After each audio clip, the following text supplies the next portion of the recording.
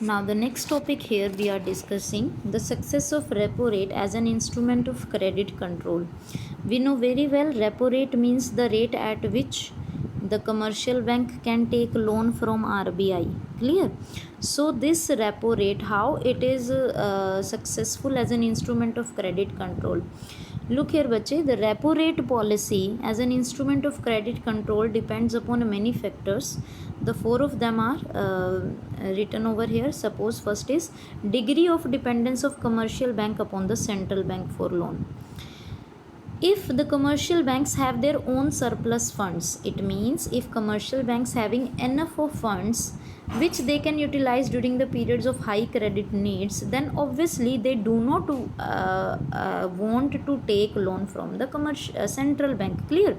Because they are already having surplus fund, they do not want to take loan from the central bank.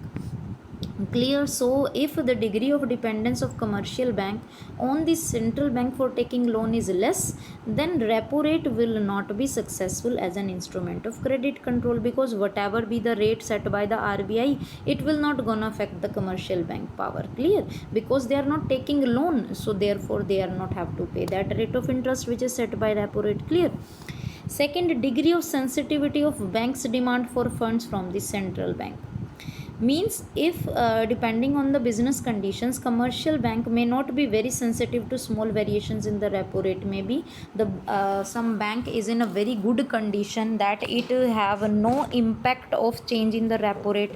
If there is any small variation in the repo rate, then also it will not affect its capability. So in such a situation, repo rate policy may not be a big success, because already the banks is so powerful that it do not affected by the change in the repo rate. Clear?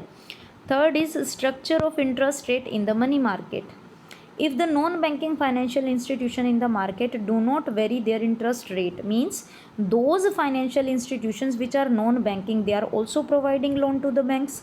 Clear? So if they are not changing their interest rate, then obviously the commercial bank will take loan from those non-banking financial institution and not from the central bank. Are you getting my point? So whatever be the repo rate set by the RBI, it will not gonna affect, because commercial bank is not going to take loan from the central bank. So this is what, if the non-banking financial institution in the market do not vary their interest rate in accordance with what central bank expects from commercial bank, then repo rate policy may not succeed. Okay. Last is overall supply of funds in the market. Repo rate policy may not be a success if non-banking sources of funds are more popular than the banking sources. Means if people are taking loan not from the banks but from the non-banking institutions, like from money lenders, indigenous money lenders are there. Clear?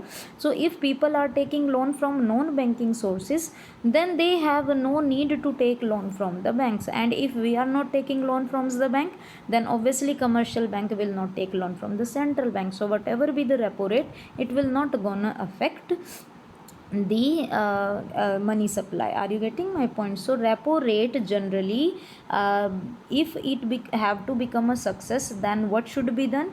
The commercial bank have to take loan from the central bank more and more, only then repo rate could be a success. Clear? In all these four factors, it is being stated that commercial banks is not want to take loan from the central bank because of the following reasons. Clear? So if loan is not taken, so whatever be the repo rate, it will not gonna affect at all the money supply. It will not gonna affect, or if it will not gonna act as a successful instrument of credit control. Clear beta?